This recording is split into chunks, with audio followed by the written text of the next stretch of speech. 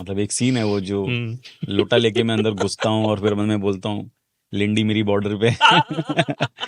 Danny sir से मैं मिला और उन्होंने बोला कि शारिब, हमने वो लाइन जो तुमने ऑडिशन में बोली थी वो हमने ऐड कर दिया है स्क्रिप्ट में। क्या बात you are even part of the script now. मेरे को मालूम ही नहीं पड़ा कि मैं साला राइटर हूँ।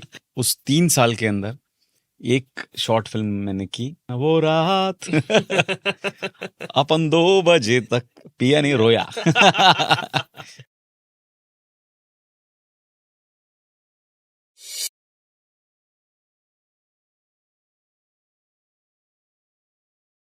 Hey guys, what's up? This is me, Hamraj Borai, and yes, we are back on our show जिसका नाम है सिटी टॉक्स। एक ऐसा शो जहां हम हर उन टॉपिक पर बात करते हैं जिन पर बात करने से लोग कतराते हैं। ऐसे ही एक टॉपिक को लेकर बात करने के लिए आज हमारे साथ स्टूडियो पर मौजूद है वो शख्स जिन्होंने जिंदगी में अपने काफी सारे उतार चढ़ाव देखे हैं। इनकी जीवनी से हमें सिर्फ ये सीखने को मिलता है, चाहे कितनी भी मुसीबतें क्यों ना हो, हमें चेहरे पर हमेशा मुस्कान और दृढ़ संकल्प के साथ आगे बढ़ना चाहिए। ये है Sharib Hashmi. Hi Sharib, welcome to our show bro. Thank you so much Amraj, बहुत बहुत शुक्रिया। तो शारिब, आज हम हर उन टॉपिक पर और जो भी किरदार आपने निभाए हैं हर उन मुद्दे पर बात करेंगे। बिल्कुल। तो शारिब, हमें ये बताइए कि आपको एक्टर बनना है, ये आपका पहले से ही तय था? फिल्मों में आना ये तो मैंने पहले से तय करके रखा था, क्योंकि मेरे डैड फिल्म जर्नलिस्ट थे और उस वजह से एक बचपन से मतलब मुझे थोड़ा सा एक्सपोजर था। मतलब एक मैं ये कह सकता हूँ कि मैं एक आउटसाइडर था जिसको एक इनसाइड एक्सेस था। तो मैं डैड के साथ फिल्म पार्टीज में, मुहूर्त पे और ऐसे सब जगहों पर जाया करता था, शूट्स वूट्स पे।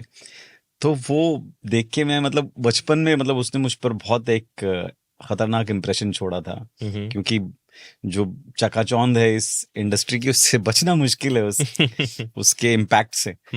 और उस जमाने में तो वाकई शोबिज जो है वो शोबिज होता था, बड़े लैविश तरीके से मुहूर्त होते थे, प्रीमियर्स होते थे, तो बड़े बड़े मतलब लेवल पे प्रीमियर्स हुआ करते थे। तो वो देख के मैंने बचपन में ही बोला था कि भाई मैं तो बड़ा होके हीरो बनूंगा। बचपन में तो आदमी यही सोचता है कि हीरो, एक्टर वैक्टर क्या होता है तो पता नहीं होता आपको। फिर जब मैं बड़ा हुआ तो मैं को रियलाइज हुआ कि अपना हीरो बनने का तो कोई चांस है नहीं। और एक्टिंग में भी कुछ होगा क्या पता नहीं। तो उस वजह से मैंने शुरू करने से पहले ही अपनी ड्रीम को जो है वो मतलब मैंने गाड़ दिया कहीं, एकदम अंदर दफन कर दिया उसको। लेकिन करना था फिल्मों में ही, बचपन से ये जो सोचा था। तो I started as an assistant director और फिर करियर शुरू किया, फिर मैंने लिखना शुरू किया। सडनली कब मैं राइटर बन गया वो भी मुझे पता नहीं चला। तो फिर राइटर के तौर पर काफी साल निकल गए, शादी भी हो गई, बच्चा भी हो गया, एक अच्छी खासी नौकरी हो गई, एक कंफर्ट जोन में आ गया। और तो मतलब ऐसी लाइफ चलती रही यार। फिर मैंने 30 में मतलब व्हेन आई वाज ऑलमोस्ट मतलब 33, जब मैं डिसाइड किया मैंने कि अब मुझे एक्टिंग करनी है और अपने एक्टिंग को अपना प्रोफेशन बनाना है, तो बहुत लेट डिसाइड किया मैंने। Okay, so you started your career as an assistant director और जी। ये मूवी थी हम तुम पे मरते हैं जो कि Yes. 1999 में आई थी। करेक्ट। तो ये आपको कैसे मिला था? मेरे एक दोस्त हैं राजुल मिश्रा, बहुत कॉलेज के हम बहुत ही करीबी दोस्त हैं। तो वो उस वक्त सूरज बड़जात्या जी को असिस्ट करते थे। और राजकुमार नवकुमार राजू जो हम तुम पे मरते हैं के डायरेक्टर, वो उनके फ्रेंड थे। ओके। तो उन्होंने मतलब मुझको वहाँ पे उनसे मिलाया और मैं गया और वो मुझसे मिले, उन्होंने मतलब मुझसे कुछ बातें बातें की और उनको मैं जम गया। और इस तरीके से मुझे हम तुम पे मरते हैं मिली। और इनफैक्ट मेरा जो राइटिंग का भी है वो भी, उसमें भी राजुल मिश्रा का ही बहुत बड़ा योगदान है, क्योंकि उनको एक एमटीवी का कोई शो मिला लिखने के लिए। और उन्होंने बोला कि ये will you help me you know script in the scripting. तो मैंने बोला यार मैंने कभी कुछ लिखा विखा नहीं है। तो उन्होंने बोला कोशिश करके देख ले, अभी अगर हेल्प कर, अगर जमा तो ठीक है। तो मैंने जब लिखना शुरू किया साथ में, तो उनको पसंद आया जो मैं लिख रहा था, और कुछ और काम आया तो फिर उसमें और हम लोगों ने साथ में काम किया। तो फिर राजुल ने मुझे बोला कि मतलब you have a flair for writing, मतलब you should consider this seriously. और उसी वक्त हमारा एक और कॉलेज का दोस्त था रेंजी वर्गीस, हम साथ में कॉलेज में गाया करते थे। हमारी जोड़ी बन गई, हम लोगों ने लिखना शुरू कर दिया साथ में। ईटीसी के लिए, चैनल वी के लिए, एमटीवी के लिए फ्रीलांस राइटर्स बन गए। और फिर राजुल, रेंजी, मैं, हम तीनों ने बहुत सारी राइटिंग साथ में की। और मैं मतलब राइटर ही बन गया एकदम से। मेरे को मालूम ही नहीं पड़ा कि मैं साला राइटर हूँ। और फिर साल निकलते गए ऐसे ही। तो ऐसे ही करते करते आप लगभग 4 साल थे विद एमटीवी। एमटीवी में मैंने मतलब एमटीवी में ज्वाइन करने के पहले मैंने फ्रीलांस राइटिंग की ओह। साल 2 साल। फिर उसके बाद एमटीवी ज्वाइन किया तो 4 साल एमटीवी में था। उसके बाद 1 साल चैनल वी में था। फिर उसके बाद और 1 साल एक इमेजिन शोबिज नाम का एक चैनल था जो एनडीटीवी इमेजिन के अम्ब्रेला में, एक बॉलीवुड चैनल था, जैसे जूम और ये सब होते हैं। तो वैसा एक बॉलीवुड चैनल था इमेजिन शोबिज, वहां पर मैं क्रिएटिव हेड था। ओह। तो उस दौरान काटा कीड़ा जोरदार वाला। तो फिर ओके। फिर ये छोड़ा। एक्टिंग में पहली बार हम्म। कब मौका आजमाया? एक्टिंग असल में क्या हुआ, एक तो जब मैं लिखता था ना, तब मुझे एक्टिंग का काम मिलने लगा, पता नहीं क्यों। लेकिन क्या कहते हैं उसको, जैसे क्योंकि हम लोग एमटीवी में काफी फनी शोज या मतलब स्केच कॉमेडीज वो सब काफी बनाया करते थे। तो जब मैं हमारे जो भी डायरेक्टर होते थे उनको जब मैं नरेट करता था तो वो कहते थे यार ये वाला तू ही कर ले, ये तो अच्छा बोल रहा है। तो ऐसे करके मैं एक्टिंग करने लगा। और बकरा, हम लोगों ने बहुत सारे बकरा किए जो मुझे सबसे ज्यादा मैं एंजॉय करता था करना। और तो धीरे धीरे सडनली मतलब मेरी लाइफ में एक्टिंग ने वापस एक बैकडोर एंट्री मारी। और मैं जिस दिन मुझे एक्टिंग करनी होती थी ना, मतलब एमटीवी में जब मैं नौकरी कर रहा था एज अ राइटर, तो जिस दिन मुझे एक्टिंग करनी होती थी वो मेरे लिए एक्स्ट्रा छुट्टी वाला दिन होता था। क्योंकि मैं बहुत खुश रहता था उस दिन और बहुत कि यार आज एक्टिंग करनी है। पता नहीं तब भी मुझे ये रियलाइज नहीं हुआ कि एक्टिंग ही तो है जो मैं करना चाहता हूँ, एक्टिंग इज माई कॉलिंग। ये रियलाइज करने में मुझे थोड़ा टाइम लगा, क्योंकि मुझे डर लगता था कि यार ये सब अपने को ऑडिशन नहीं देना है। इनफैक्ट कुछ लोग अगर मुझे सजेस्ट या रेकमेंड भी करते थे या बताते थे कि यार मुझे एक्टिंग करनी है, तो मैं बोलता था पागल है क्या, फालतूगिरी मत कर, अच्छी खासी नौकरी लगी हुई है, वो मतलब कर नहीं, मतलब ये बहुत अनप्रेडिक्टेबल प्रोफेशन है और कब होगा क्या होगा कुछ भरोसा नहीं, खाली ऑडिशन की लाइन में लगे रहेंगे। और मैं सबको मैं डिस्करेज करता था। एक दिन मैं खुद ये डिसीजन लूंगा नौकरी छोड़ के एक्टिंग करने का, ये मैंने तभी सोचा नहीं था। तो इसी दौरान आपने किसी कमर्शियल एड फिल्म के लिए भी ऑडिशन दिया था? नहीं, इस दौरान नहीं, जब मैंने ऑडिशन, नौकरी छोड़ छाड़ के जब ऑडिशन करना शुरू किया उसके बाद में मुझे वो एड मिली थी। तो वो ऑडिशंस ऐसा के क्या बाद हो गया था अचानक से जो आपने सोचा कि मैं छोड़ छाड़ के फुल फ्लेज एक्टिंग में ही जाना है मुझे?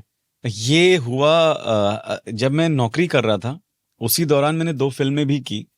एक स्लमडॉग मिलियनेयर में एक सीन था, खाली एक छोटा सा सीन था, वो किया। हाले दिल नाम की एक फिल्म की जिसमें 3-4 सीन वाला एक कैरेक्टर था। तो वो भी मतलब किसी दोस्त ने बोला तो मैंने ऑडिशन दिया, सेलेक्ट हो गया, ऑफिस से छुट्टी ली। मेरा कोई दूर दूर तक इरादा नहीं था कि मुझे एक्टिंग करनी है या मुझे मतलब एज एन एक्टर कुछ मतलब करियर बनाना है। मैं अब बहुत खुश था इस अरेंजमेंट में कि नौकरी भी चल रही है, राइटिंग भी चल रही है, और बीच बीच में अगर कोई कुछ बुला लिया एक्टिंग करने के लिए तो वो भी करके आ गए। तो एक ऑडिशन मुझे आया धोबी घाट फिल्म के लिए। और नमित दास जो बहुत कमाल के एक्टर हैं, मेरे बहुत अच्छे दोस्त हैं, उन्होंने मेरा नाम रिकमेंड किया। वहाँ पे एक प्रतीक बब्बर के बड़े भाई का रोल था, तो उसमें मैंने ऑडिशन दिया, राउंड्स ऑफ ऑडिशंस हुए और फिर मुझे सेलेक्ट कर लिया गया। मुझे किरण जी ने मतलब बुलाकर फिल्म ऑफर की और फिर सब कॉस्ट्यूम वॉस्ट्यूम भी हो गया। तो मुझे लगा था कि मैं तो हो गया हूँ फाइनल, बट शायद वो लोग और ढूंढ रहे थे या तो। एक शूट के 15 दिन पहले या 20 दिन पहले मुझे फोन आया वापस किरण जी का, और उन्होंने बोला कि शारिब, हम we were going through your tape, तो थोड़ा लुक वाइज ना मतलब ऐसा हमको लग रहा है कि मतलब you are not fitting the part.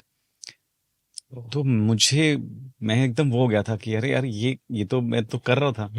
और मैंने बहुत कोशिश की उनको वो करने की कि मैं कुछ लुक चेंज कर लेता हूँ, दाढ़ी बढ़ा लूंगा या बाल काट लूंगा, अपने कौन सी 5 फिल्में हैं जो कंटिन्यूटी में फंसेंगे। बट उन्होंने बोला कि नहीं, इस बार नहीं हो पाएगा शारिब, आई एम सॉरी।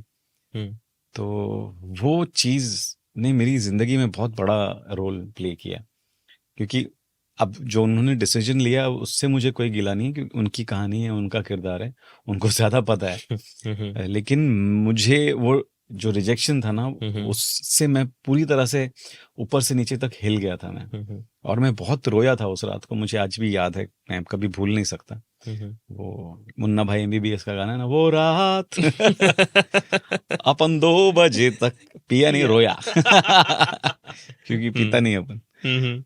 तो उस दिन मैंने नेक्स्ट डे जब मैं उठा, मैं ऑफिस गया, मैंने रिजाइन किया, 1 महीने का नोटिस दिया, और तब मैंने डिसाइड किया उसी दिन कि अब मुझे एक्टिंग करनी है और एक्टिंग को अपनी रोजी रोटी बनानी है।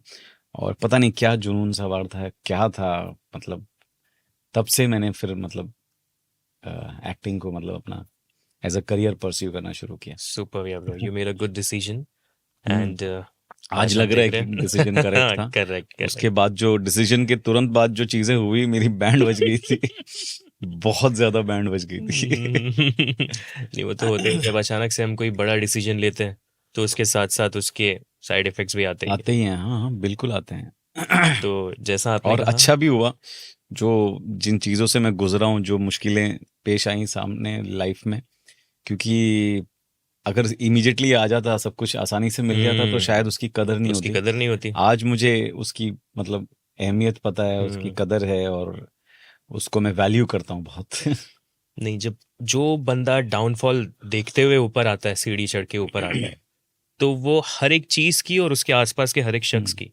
इज्जत करता है। अभी हम आते हैं स्लम डॉग मिलियनेयर वाले किरदार पर। हाँ, वो रोल कैसे मिला था आपको? वही मैं चैनल भी में नौकरी कर रहा था, और मेरा एक दोस्त है स्वप्निल कोरे, जो कास्टिंग में असिस्ट कर रहा था उस वक्त स्लम डॉग में। तो स्वप्निल ने मुझे बोला कि अरे एक ऐसा एक सीन है, तो मैं तो एक ही सीन था, ऐसा कोई वो कहानी में उसका कोई इम्पोर्टेंस भी नहीं है, मतलब एक सीन है वो, जो लोटा लेके मैं अंदर घुसता हूँ और फिर मैं बोलता हूँ लिंडी मेरी बॉर्डर पे। वो डायलॉग मैंने इम्प्रोवाइज किया था ऑडिशन के टाइम पे, और डैनी सर को बहुत मतलब तब वो हंसे थे। इनफैक्ट वो खुद मेरा ऑडिशन ले रहे थे, वो मुझे क्यूज दे रहे थे, जबकि उनको कोई जरूरत भी नहीं थी उस चीज। तो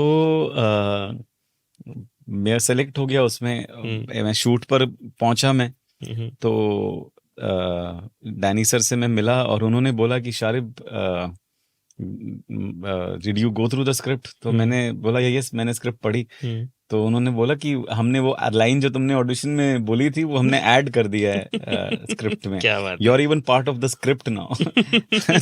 मतलब वो मैंने कोई ऐसे आउट ऑफ द सिलेबस जाके कुछ नहीं किया था, हर एक्टर अपनी तरफ से कुछ ना कुछ ऐड करता है या इम्प्रोवाइज करता है, लेकिन जिस तरीके से उन्होंने उस चीज को एक्नॉलेज किया या मेरे सामने वो बात रखी, उससे मतलब मेरे दिल में उनके लिए इज्जत मतलब 100 गुना बढ़ गई।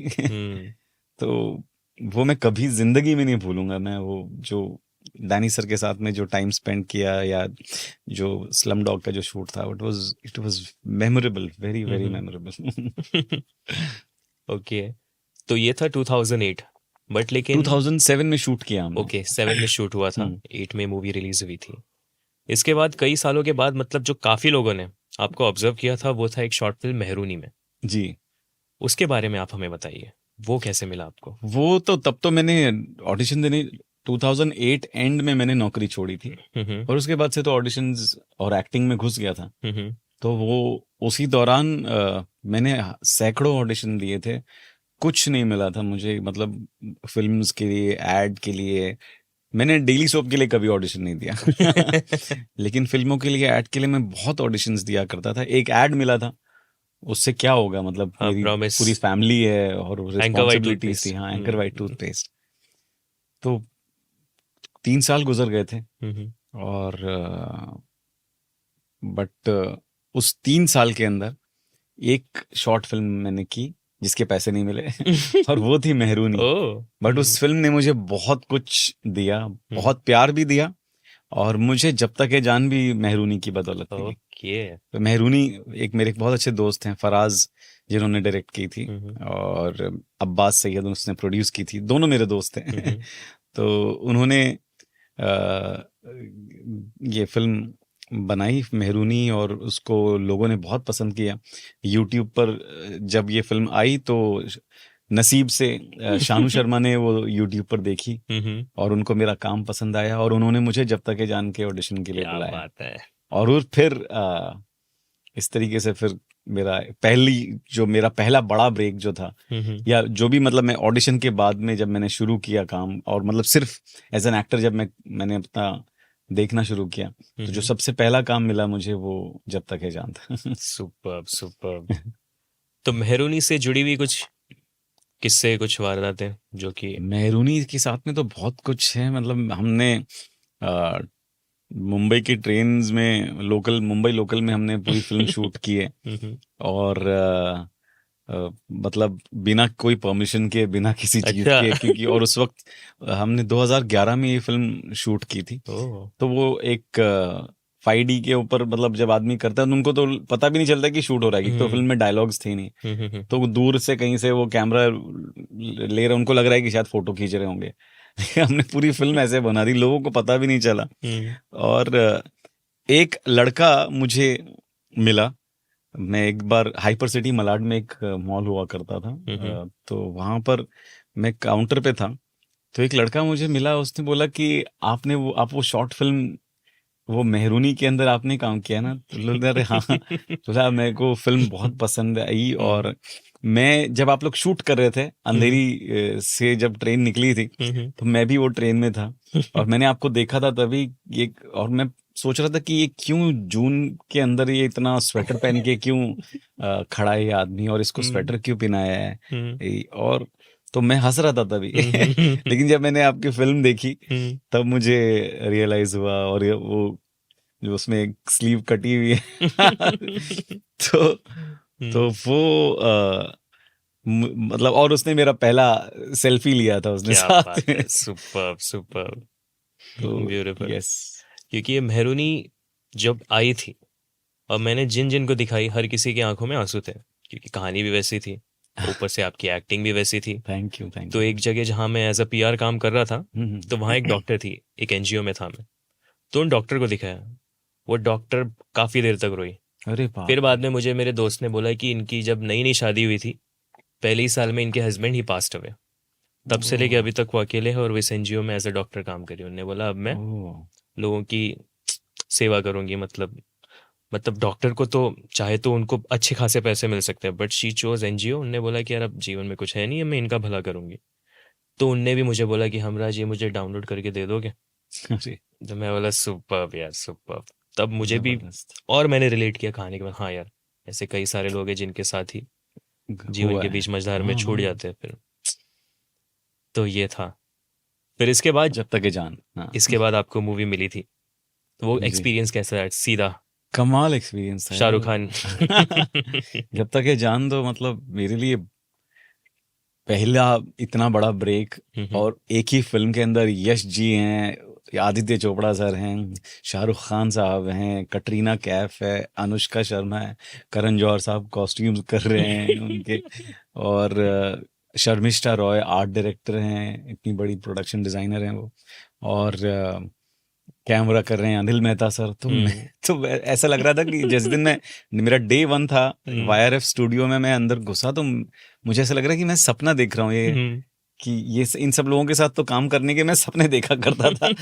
और आज वो मतलब हकीकत में तब्दील हो गया वो। तो मैं कब बहुत कमाल का दिन था पहला दिन। और हम लोग रिहर्सल कर रहे थे, अक्षित कपिल जो यश जी के असिस्टेंट थे उस वक्त, तो वो उनके साथ में मैं अपनी लाइंस कर रहा था। जो फिल्म में पहला सीन है, मैं सोता रहता हूँ और वो चादर खींचते हैं शाहरुख साहब। तो वो सीन का रिहर्सल चल रहा था, मैं वो बार बार अक्षत ऐसे चादर खींचता था और डायलॉग वायलॉग सब होता था। तो एक बार चादर खींची तो वो शाहरुख सर खड़े थे सामने। तो मैं एकदम ऐसे, मैं एकदम के लिए स्टैच्यू हो गया कि अरे, तो मुझे समझ में नहीं आया मैं क्या बोलूं क्या करूं। ऐसे हो गया पूरा। मजा आ गया था बहुत। Oh man, super super. तो यही होता है, जो छोटे छोटे रोल्स भी जो होते हैं ना, कभी कभी वो ऐसे इम्पैक्ट छोड़ जाते हैं कि लोगों को वो काफी पसंद आते हैं और वो उससे आपको पहचानने भी लग जाते हैं। आगे फिर हम फिल्मिस्तान की तरफ बढ़ते हैं। फिल्मिस्तान एक वो मूवी थी जहां आप एज अ लीड थे, हम्म, आपने डायलॉग्स भी लिखे उसके, जी। और इस फिल्म को नेशनल अवार्ड भी मिला। हम्म। कैसा लगा? फिल्मिस्तान मेरी जिंदगी की सबसे मतलब स्पेशल फिल्म है, और वो हमेशा मेरे दिल के सबसे ज्यादा करीब रहेगी, क्योंकि मतलब जो फिल्मिस्तान ने मुझे दिया है, और मतलब पहली बार जब लोगों ने मुझे देखा, सराहा, हम्म। जब तक ये जान में मिला था अप्रिसिएशन, काफी अप्रिसिएशन मिला था, हम्म। लेकिन फिल्मिस्तान तो मेरी ही फिल्म थी। हम्म। और उसके लिए मुझे पहली बार नॉमिनेट किया गया। मैं फिल्म फेयर में नॉमिनेट हुआ, आईफा में नॉमिनेट हुआ, स्क्रीन मुझे मिला अवार्ड, हम्म। फिल्म को नेशनल अवार्ड मिला बेस्ट हिंदी फिल्म का। और जब हम फेस्टिवल्स में हम गए थे, फिल्म फेस्टिवल्स में, वहाँ जो प्यार मिलता था, जो रिस्पेक्ट मिलती थी, वो मतलब मैं, ऐसा लगता है कि वो अगर मेरी जिंदगी में सिर्फ एक ही फिल्म होती और हम्म। वो फिल्मिस्तान होती, तो भी मैं मतलब खुशी खुशी, मतलब मैं चैन से मर सकता था। तो उसके बाद अभी जो भी हो रहा है, फैमिली मैन, असुर, स्कैम, सब बोनस है। सब बोनस है उसके बाद का। मतलब मेरे लिए फिल्मिस्तान गेम ओवर हो गया। फिल्मिस्तान कैसे मिली थी आपको?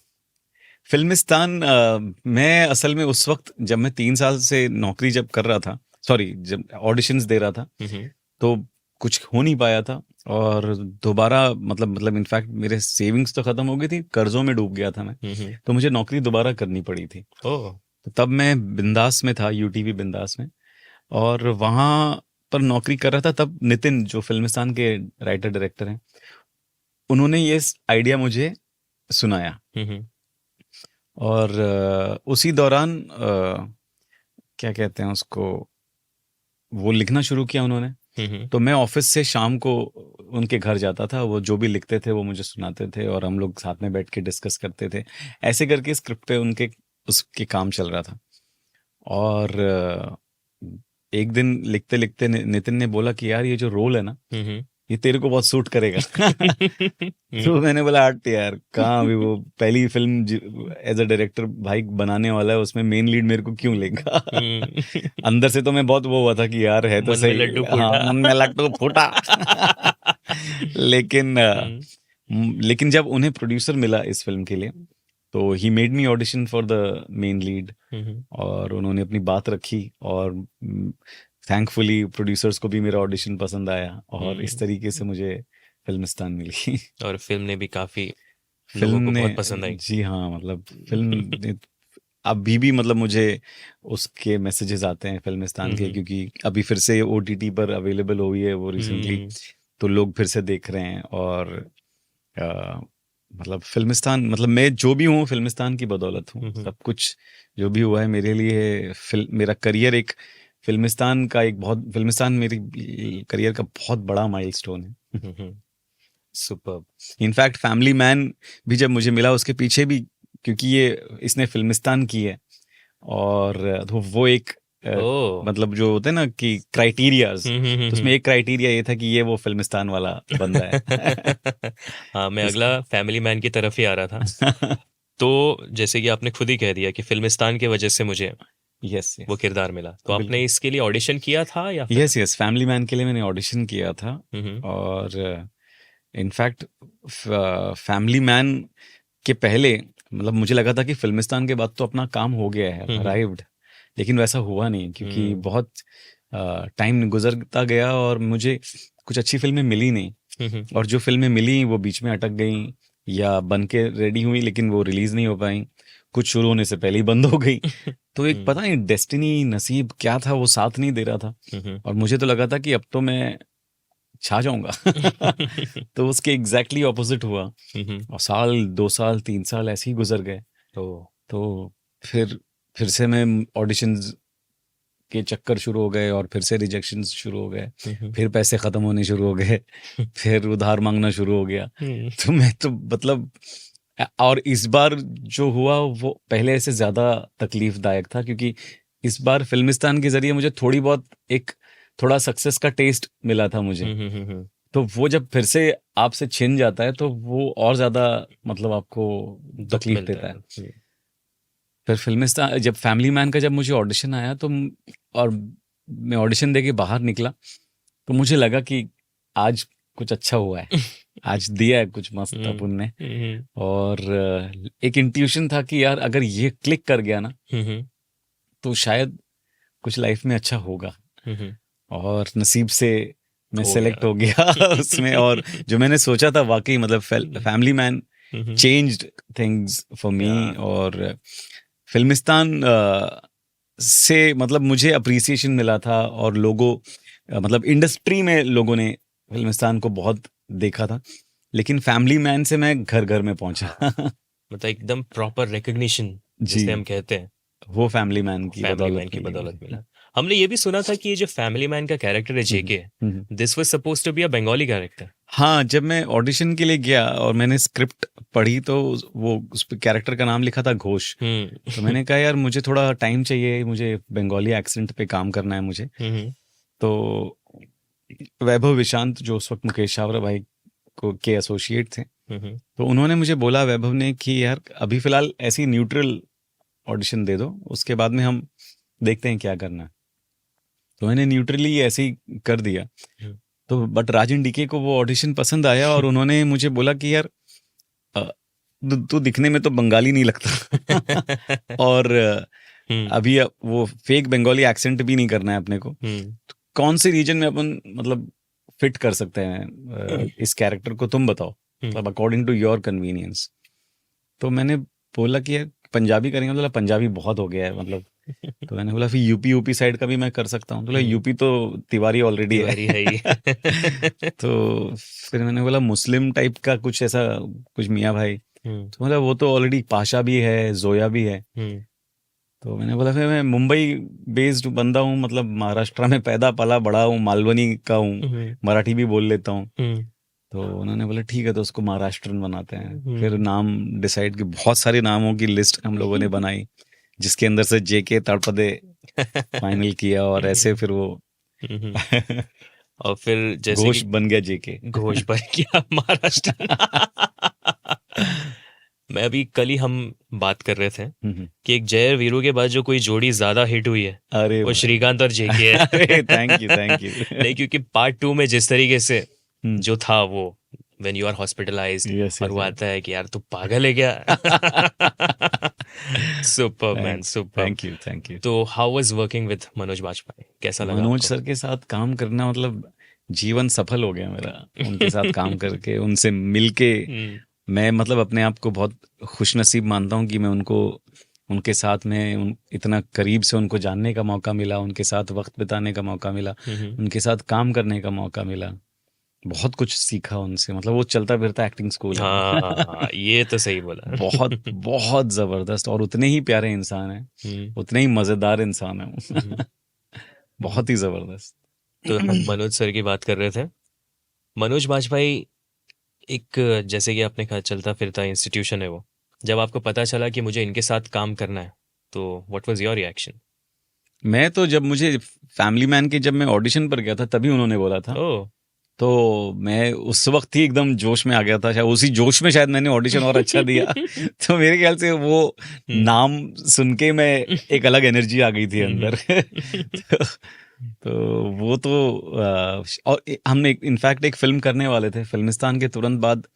जैसे मैंने कहा कि कुछ अच्छी चीजें शुरू हो रही थी, जिसमें से एक फिल्म थी जो जिसमें मैं मनोज सर के साथ काम कर रहा था।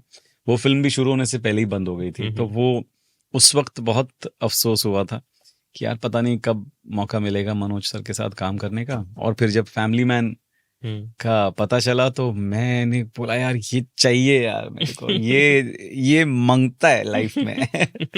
मैं शायद इतनी ज्यादा शिद्दत से मांगा था ना मैंने कि ऊपर वाले ने बोला भाई ये तो दे ही देते इसको। और वो हुआ भी। हाँ, और वो हुआ भी। जब फैमिली मैन का पार्ट 1 आया and you got to know कि हाँ यार मेरा कैरेक्टर भी लोगों को पसंद आया, तब कैसा लगा?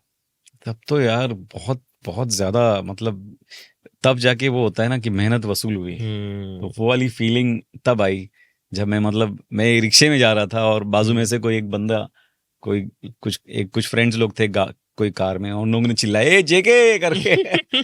और फिर मॉल्स में जब मैं जाता था और मूवी देखने जाता था, तो वो जेके जेके मुझे सब जगह से सुनाई देने लगा। तब लगा कि हाँ लोगों ने देखना शुरू किया है और लोग काम पसंद कर रहे हैं। और जब सेकंड सीजन आया तो बहुत अलग ही लेवल का तो ह्यूज हाँ बूस्ट मिला एक, और बहुत प्यार मिला। नहीं, जेके का कैरेक्टर लिखा भी बहुत अच्छी तरीके से था, बिल्कुल बिल्कुल, बहुत अच्छा मतलब लिखा हुआ जिसे था। हम बहुत प्यार करते हैं, और उतने ही अच्छे से आपने उसे निभाया भी। अरे थैंक यू सो मच भाई, थैंक्स अ लॉट। इसके बाद स्कैम 1992 पे आते हैं, जी, उसमें भी आपका एक रोल था, शुरुआती आप ही के किरदार से यस होती यस है। यस बेल्लारी। बेलारी। उसके बारे में कुछ बताइए, वो कैसे मिला आपको? तब वो तक भी तो फैमिली मैन आ चुकी थी, हाँ फैमिली मैन आ चुका था, लेकिन फैमिली मैन के रिलीज के पहले ही मैंने इसके ऑडिशन दिए थे। ऑडिशन नहीं दिया था, ये मुझे ऑफर किया था। ओह। मुझे जय जो को डायरेक्टर है उसके, हम्म। तो उन्होंने मतलब वो मुझे मिले इसके लिए, और वो झिझक रहे थे कि मैं वो एक सीन का कैरेक्टर करूंगा नहीं करूंगा। और बट मुझे जब उन्होंने पूरा सीन समझाया और सीरीज के बारे में बताया, तो मैं तो तुरंत मैंने उनको हाँ कर दी थी कि भाई मुझे तो ये करना ही करना है किसी भी हाल में। तो और मैं मतलब बहुत अपने आप को क्या कहूँ, अपने ही डिसीजन को लेके मैं बहुत प्राउड हूँ कि ये वाकई कि मैंने ये सीरीज किया। और मतलब क्योंकि एक सीन था मेरा उसके अंदर, लेकिन वो सीन पहला जो टीजर बना स्कैम का, वो सीन के ऊपर उसी पूरा सीन पे बना है। बना। नहीं, लेकिन अगर टेक्निकली देखा जाए तो पूरा सीन उसी से उठा है। जो एक लिफ्ट चाहिए होता है किसी भी वेब जी सीरीज या किसी मूवी या किसी भी सीन को, तो वो था जिसने पूरी इंटेंसिटी क्यूरियोसिटी बिल्टअप की अरे भाई कि यार थैंक अब यू। क्या होगा, अब क्या होगा। Thank you. सुपर वो ब्रो। भी उसी उसकी लिखाई का ही कमाल है। हाँ। हंसल सर, जय, हम्म। और सुमीत जिन्होंने लिखा है, मतलब हम्म। सब कमाल। तो मैं अब ये जानना चाहता हूँ कि you are not a trained actor, hmm, ये आपने खुद ही बिल्टअप किया हुआ है, फिर भी जी जब, है ना, खुद ही करते करते। हाँ, खुद ही है भाई, और क्या, खुद ही को कर बुलंद इतना। तो जब आप इतने बड़े बड़े एक्टर्स लाइक फॉर एग्जांपल हाँ, मनोज बाजपेयी, उनके सामने जब आपने परफॉर्म किया तो झिझक ऐसी फील नहीं होती थी? नहीं नहीं यार, मैं मतलब वैसे मैं बचपन से ना फिल्मों का दीवाना रहा हूँ, और जब कोई स्टार आता है तो मैं बहुत वो ऑस्ट्रक भी होता हूँ, और वो एकदम खो जाता हूँ चाहे वो मतलब शाहरुख सर हो, मनोज सर हो। तो जब मैं उनको ऐसे देखता हूँ तो मैं एकदम ये हो जाता हूँ कि अरे यार मनोज बाजपेयी, शाहरुख खान, और के मेनन सर। लेकिन जब हम काम करना शुरू करते हैं तो वो फिर वो किरदार हैं, और वो खुद भी वही चाहते हैं कि मैं उनको, जब हम शूट कर रहे हैं, जब हम सीन में हैं, तो फिर मैं उनको मनोज बाजपेयी ना समझूं, तिवारी समझूं। और मुझे वो तिवारी ही नजर आता है। जब कैमरा ऑन हो जाता है तब तो हम कैरेक्टर्स हैं, तो तब वो झिझक तो नहीं होती। भगवान की कृपा से अभी तक तो नहीं हुई, और अल्लाह करे आगे भी ना हो। तो ऐसा कुछ वो नहीं होता कि झिझक होती है या नर्वसनेस होता है, मजा आता है। उल्टा मैं बहुत खुश हो जाता हूँ जब मुझे पता चलता है कि यार आज कोई मतलब बहुत कड़क एक्टर है साथ में काम करने के लिए, फिर तो मतलब क्योंकि हमारा काम आसान हो जाता है। हाँ, ये तो है। जब सामने इतना कड़क परफॉर्मेंस आ रहा है तो फिर आप भी अपना बेस्ट देने की कोशिश करते हो, कोशिश आपका करते काम और निखर जाता है। और फैमिली। मैं नसीब से मतलब मैं बहुत खुश नसीब हूँ कि मुझे बहुत अच्छे अच्छे एक्टर्स के साथ काम करने का मौका मिला है। शाहरुख साहब हैं, मनोज सर हैं, कुमुद जी हैं, कुमुद मिश्रा जी, के मेनन सर हैं, इनामुल हक, गोपाल दत्त, ये सब मतलब इतने जबरदस्त और इतने मंझे हुए कलाकार हैं, दिग्गज हैं सब। फैमिली मैन 3 कब देखने के मिलेगी हमें? फैमिली मैन 3 अभी तो हमने शूट भी स्टार्ट नहीं किया है उसका, उसको थोड़ा वक्त लगेगा अभी, लेकिन हाँ जब भी आएंगे तो मचाएंगे। हमने ये भी सुना था कि फर्जी में आपका भी एक रोल होने वाला था। फर्जी में मैं एक कैमियो करने वाला था, लेकिन अनफॉर्चुनेटली जब उसका शूट होना था तब मैं अबू धाबी में विक्रम वेदा शूट कर रहा था। और वो कोविड वाला टाइम था जब मतलब ट्रैवल जो है इतना रिस्ट्रिक्टेड था, तो उस वजह से मैं आज भी बहुत अफसोस है उसका कि मैं नहीं कर पाया। और जब मुझे क्या करें। आगे चल के हमें इन दोनों का मिलन देखने मिलेगा कि फर्जी में श्रीकांत तिवारी और आप केस को हो सॉल्व सकता करने आ है, रहे यू हो। नेवर नो, कुछ भी हो सकता है। राज एंड डी के जहां पर है वहां पे कुछ भी हो सकता है भाई। लोग कमाल लोग हैं। ओह मैन, आपकी जर्नी को अगर मैं देखूं ना तो हम्म। 90s की किड की जर्नी की तरह। हम तुम पे मरते हैं 90s, यस। गोविंदा वाला एरा, हम्म।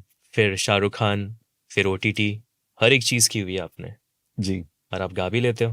हाँ, गाता हूँ ऐसे। हाँ, मेरा बहुत मतलब क्या कहेंगे उसको, गाना मेरा एकदम दिल से एकदम करीब है गाना। दिल के। ओके, तो आपके अब तक की जर्नी में आपको आपका निभाया हुआ कौन सा किरदार ज्यादा पसंद आया? मुझे सबसे ज्यादा पसंद है फिल्मिस्तान का सनी अरोरा। सनी अरोरा। यस। और फिर जेके। फिर जेके। और अभी तो मतलब काफी कैरेक्टर्स हैं, बट यस, अगर सिर्फ एक नाम अगर आप बोलें तो मैं सनी अरोरा बोलूंगा। मूवीज, शॉर्ट फिल्म्स और ओटीटी, आपको कौन सा ज्यादा पसंद है? मुझे एक्टिंग करना पसंद है भाई। मुझे तो आप कैमरे के सामने खड़ा कर दो, चाहे वो फिल्म के लिए शूट हो रहा है या या एड फिल्म हो। कोई एड हो रहा है या टीवी हो रहा है, या आप स्टेज पे खड़ा कर दीजिए, नाटक हो रहा है या नुक्कड़ नाटक हो रहा है या स्ट्रीट प्ले हो रहा है, मुझे एक्टिंग करना अच्छा लगता है। वो जो मीडियम है वो मेरे लिए मैटर नहीं करता। मुझे जो कर रहा हूँ मैं, उसमें मुझे मजा आना चाहिए। राइटर हो गया, एक्टिंग हो गया, तो क्या आगे चल के हमें आप एज अ डायरेक्टर भी नजर आएंगे? बिल्कुल आएंगे। मैं बहुत जल्दी अ, मतलब बहुत जल्दी बोले तो साल 2 साल मैं चाहता हूं कि मैं अपनी पहली फिल्म डायरेक्ट करूं। और अभी मैं इनफैक्ट स्क्रिप्ट की उधेड़-बुन में हूं ऑलरेडी। एक कॉन्सेप्ट की तलाश में हूं और कुछ 2-3 चीज़ें ज़ीरो इन की हैं और उनको मैं अभी डेवलप करने की में लगा हुआ हूँ अभी, डेवलप करने में। तो लेट्स सी कितना टाइम वक्त लगता है इन सब चीज़ों को, क्योंकि मैं सिर्फ लिख नहीं रहा हूँ, साथ में दूसरी चीज़ें भी चल रही हैं। करेक्ट। तो लेट्स सी कब होता है, लेकिन करना है। मुझे ऑलरेडी लोग पूछने भी लगे हैं कि अगर if you want to direct, do you want to direct, मतलब मुझे ऐसे ऑफर्स भी आने लगे हैं कि we want you to direct. तो बट मैं और साल 2 साल लेना चाहता हूँ। ओके। जैसे कि आपने कहा कि काफी फिल्मी तरह के आप इंसान रहे हो, तो किस एक्टर ने आपको ज्यादा प्रभावित किया था इन टर्म्स ऑफ एक्टिंग? बहुत सारे एक्टर्स ने प्रभावित किया था यार, मतलब धर्मेंद्र सर और गोविंदा जी, मिथुन दा, ये सब, मतलब मुझे दिलीप साहब, नसीर साहब, ये सब मुझे बहुत ज्यादा, मतलब अमिताभ बच्चन साहब। एक एक्टर, लेकिन ना मैं एकदम पागल हो गया था देख के यार, और बहुत बहुत छोटा था मैं, लेकिन तभी भी मुझे आज तक मुझे वो याद है जब मैंने पहली बार उनको देखा था टीवी पे। एक दूजे के लिए आई थी फिल्म, और कमल हासन टाइप का एक बंदा था। बंदरों की तरह ऐसे उछल जाता है, मतलब पेड़ पे लटक गया, ये हो गया, बाइक पे ऐसे इधर से उधर चला रहा है सीधे खड़े होके, और गिर के डांस भी कर रहे हैं तो ऐसा खतरनाक, एक्शन भी कर रहे हैं तो खतरनाक। मतलब ये कौन है यार ये आदमी, मतलब मैं, मतलब मुझे, मैं तो सबटाइटल्स का जो शौक है ना मुझे, और आदत जो है मुझे बचपन से है, क्योंकि मैं दूरदर्शन पे उनकी हर फिल्म देखा करता था। जब फ्राइडे को और सैटरडे संडे को जब भी कोई तमिल फिल्म उनकी आती थी, तो मैं मतलब विदाउट फेल कमल हासन की फिल्म कभी मैं मिस नहीं करता था उनकी। और मैंने बहुत फिल्में उनकी देखी है, and I am huge admirer of Kamal Haasan साहब। सुपर। उनकी सदमा, एक दूजे के लिए, सागर, गुणा उनकी एक फिल्म है, नायकन है, स्वाति मुदयम एक तेलुगु फिल्म है, सागर संगमम एक और फिल्म है उनकी। ये सब मतलब मैंने बहुत देखी है। तो हम वीरू मांडी, अनबे शिवम, कितनी सारी है यार ये तो हम ये मान सकते हैं कि आपके फेवरेट एक्टर अगर कोई एक नाम लेना हो तो वो कमल हासन है। हाँ, कोई एक नाम अगर आपको मेरे को बोलना है तो मैं कमल हासन तो बिल्कुल बोलूंगा, कमल हासन साहब। गुड चॉइस यार। जैसे कि आपने कहा था बीच में ऐसा दौर आ गया था जब आपको मूवीज नहीं मिल रही थी and you were back to the pavilion, फिर से आप कहीं पे जॉब करने लगे थे। तो वो मोमेंट से जूझने के लिए आप क्या करते थे? वो सब जो मोमेंट्स थे वो बड़े भयंकर थे यार। थैंकफुली मैं मतलब अंदर से थोड़ा पॉजिटिव इंसान हूँ। और तो वो एक पॉजिटिव अप्रोच रखी है ज़िंदगी भर, जिसकी वजह से मतलब जो मुश्किल दौर है उसको मैं मतलब क्रॉस कर पाया हूँ, या उनको मतलब मैं सरवाइव कर पाया हूँ।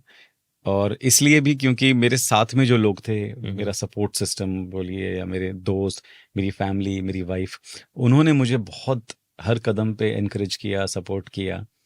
तो उसकी बदौलत मैं वो मुश्किल दौर को सरवाइव कर पाया। आप हमारे व्यूवर्स को एक मैसेज देना चाहेंगे जो इस फील्ड में आना चाहते हैं? मैं भाई, जो इस फील्ड में आना चाहते हैं उनको सिर्फ यही कहूँगा, जो भी इस फील्ड में आना चाहते हैं, कि भाई सर पे कफन बांध के आना क्योंकि बहुत कठिन है डगर पनघट की। अगर आना है तो अगर दिल में और कुछ नहीं है, पैशन सिर्फ इसी चीज़ के लिए है, और ये नहीं कि मतलब 1 साल टाइम दे के आता हूँ या 2 साल टाइम दे के आता हूँ, वो सब नहीं करना है, तो यही करना है ये जीना यहाँ, मरना यहाँ, इसके सिवा जाना कहाँ।